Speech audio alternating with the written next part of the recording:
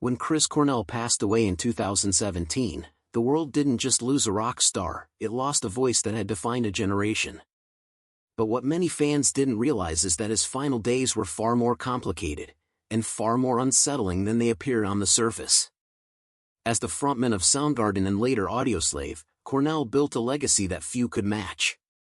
His voice carried raw emotion, power, and vulnerability all at once. Songs like Black Hole Sun weren't just hits, they became anthems that captured something deeper, something almost haunting.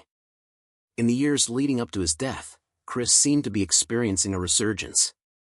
Tours were selling out, fans were reconnecting with his music, and from the outside, it looked like he had found a new sense of balance.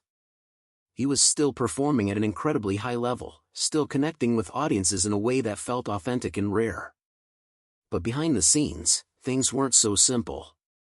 Those close to him later revealed that Cornell had been dealing with ongoing struggles, including battles with anxiety, depression, and the lingering weight of past addictions. While he had worked hard to maintain sobriety, the pressures of touring and the demands of fame can quietly reopen old wounds. And in his final days, those pressures may have intensified in ways no one fully understood at the time. On the night of his last performance in Detroit, nothing seemed obviously wrong to the audience. He took the stage, delivered a powerful set, and left fans with the same electrifying presence they had always known. But just hours later, everything changed. Reports that followed painted a picture that raised difficult questions. There were indications that Chris may have been disoriented or not entirely himself in those final hours. Conversations with loved ones hinted at confusion, a state of mind that didn't align with the person they knew. It wasn't just a sudden tragedy, it was something that felt more layered, more complicated. His passing was officially ruled a suicide, linked to hanging, but discussions around contributing factors, like medication effects and mental health, sparked ongoing debate among fans and those closest to him. It left behind a sense that there were still pieces of the story that people struggled to fully understand. Today, Chris Cornell's net worth and career achievements are often remembered alongside his immense talent, but they don't define him.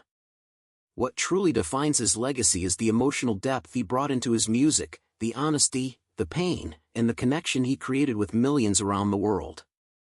He was also a husband, a father, and someone who, despite his fame, faced deeply human challenges. And maybe that's the hardest part of his story. Because when people say his final days were worse than you think, it's not about shock value. It's about realizing that even those who seem strongest on the outside can be fighting battles no one else can see. And in Chris Cornell's case, those battles left behind a silence that still echoes today.